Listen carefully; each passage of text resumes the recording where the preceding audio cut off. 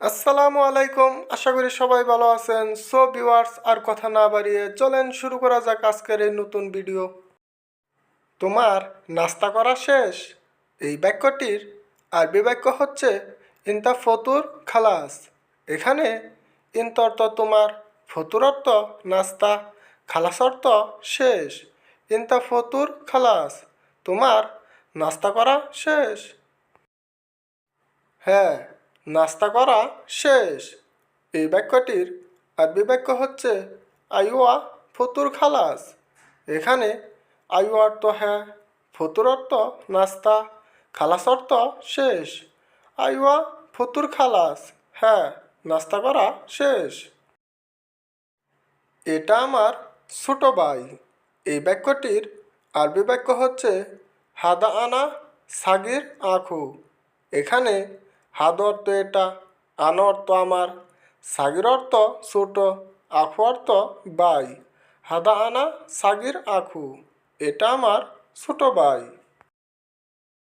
বন্ধু, আমি জানি না। এই বাক্যটির আরবি বাক্য হচ্ছে সাদিক আনা মাফি মালুম। এখানে সাদিক অর্থ বন্ধু, আনা অর্থ আমি, মালুম অর্থ জানি, মাফি মালুম অর্থ জানি না। সাদিক আনা মাফি মালুম, বন্ধু আমি জানি না। কি বলো তুমি? এই বাক্যটির আরবি বাক্য হচ্ছে এস কালাম আন্তা। এখানে এস অর্থ কি, কালাম অর্থ বলো, আন্ত অর্থ তুমি। এস কালাম আন্তা, কি বলো তুমি? আমি কাজে যাব। এই বাক্যটির আরবি বাক্য হচ্ছে আনা রোহ সুগল। এখানে আনা অর্থ আমি, রোহ মানে যাব, সুগল অর্থ কাজ। আনা রোহ সুগল, আমি কাজে যাব। তোমার বাসা কোথায়? এই বাক্যটির আরবি বাক্য হচ্ছে ইনতা বেত হোয়েন। এখানে ইন্ত অর্থ তোমার, বেত অর্থ বাসা বা বাড়ি, হোয়েন অর্থ তোমার। ইনতা বেত হোয়েন, তোমার বাসা কোথায়? তুমি কাজ না করে ঘুমাচ্ছ। এই বাক্যটির আরবি বাক্য হচ্ছে ইনতা মাফি সুগল ইনতা নুম। এখানে ইন্ত অর্থ তুমি, সুগল অর্থ কাজ, মাফি সুগল অর্থ কাজ না করা, নুম অর্থ ঘুম।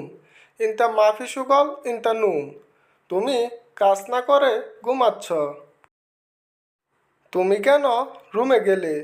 এই বাক্যটির আরবি বাক্য হচ্ছে ইনতা লেশ রোহ গুরফা। এখানে ইন্ত অর্থ তুমি, লেশ অর্থ কেন, রোহ মানে গেলে বা যাওয়া, গুরফা অর্থ রুমে। ইনতা লেশ রোহ গুরফা, তুমি কেন রুমে গেলে?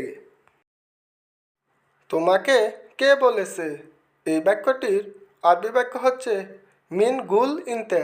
এখানে মিন অর্থ কে, গুল অর্থ বলা, ইনতে অর্থ তোমাকে। মিন গুল ইনতে, তোমাকে কে বলেছে? সো ভিউয়ার্স, এই ভিডিওটি তোমাদের যদি ভালো লেগে থাকে তাহলে অবশ্যই লাইক করবে। ধন্যবাদ।